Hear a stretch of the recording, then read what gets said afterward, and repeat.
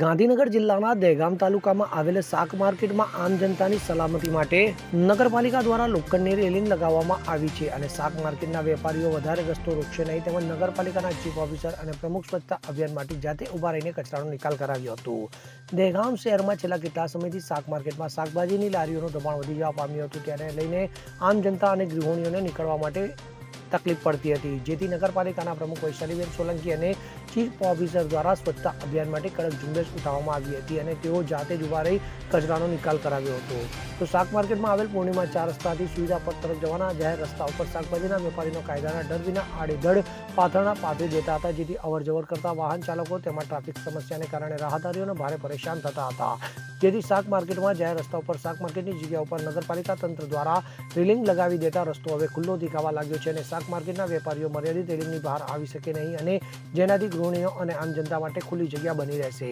તો નગરપાલિકા દ્વારા જાણ કરવામાં આવી છે કે આ રેલિંગ જે તોડશે તેની સામે કડક કાર્યવાહી કરવામાં આવશે અને શાક માર્કેટમાં ચીફ ઓફિસર અને પ્રમુખે આજરોજ ઉભા રહીને વેપારીઓને કાયદાના પાઠ પણ ભણાવ્યા હતા અને રેલિંગમાંથી બહાર કોઈ પણ પોટલો શાકભાજીનું મૂકવામાં આવશે તો તેની સામે કાયદેશીય કાર્યવાહી કરવામાં આવશે હોવાનું જણાવ્યું હતું। આવી રજૂઆત પ્રમુખ ચીફ ઓફિસર દ્વારા કરવામાં આવી હતી અને જે વેપારીની લારી સામે જો કચરો હશે તો તેને જાતે ભરવો પડશે તેવી રજૂઆત કરતા પણ જોવા મળી આવ્યા હતા અને નગરજનો ચેતી જજો, નહીંતર કચરો ફેંકશો તો તમારે જાતો ભરવો પડશે હોવાનું જણાવ્યું હતું। ત્યારે આ સ્વચ્છતા અભિયાનનો નિયમ બરાબર ધ્યાન રાખજો હોવાનું પણ જણાવ્યું હતું।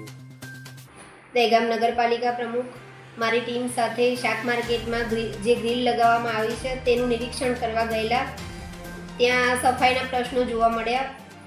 તો ત્યાં સફાઈના પ્રશ્નોને લઈને પબ્લિકનું ટોળું થઈ ગયું અને એ બધી પબ્લિકને એ જ હું જણાવવા માગું છું કે જ્યાં ત્યાં કચરો ના ફેંકશો, ડોર ટુ ડોરવાળા ના આવે તો તમે નગરપાલિકામાં જાણ કરો। એ લોકોનું કેવું એવું છે કે ભાઈ આ બીજા બધા લોકો બહારથી આવીને અહીંયા કચરો ફેંકી જાય છે, તો એના માટે અમે એક વ્યવસ્થા કરેલી છે કે ત્યાં સીસીટીવી કેમેરા લગાવી રહ્યા છીએ। 2 દિવસમાં ત્યાં કેમેરા લાગી જશે, પછી અમે પોતે જોઈ શકીશું કે કોણ ત્યાં કચરો ફેંકી જાય છે। જે પણ કચરો ફેંકતા જોવા મળશે તેને દંડનીય જોગવાઈ થશે, દંડનીય કાર્યવાહી કરવામાં આવશે એની ઉપર। અગરસિંહ ચૌહાણ સાથે CN24 ન્યૂઝ, હર્ષોલી, દહેગામ। હવે જુઓ દેશ દુનિયાની તમામ ખબરો તમારી આંગળીના ટેરવે।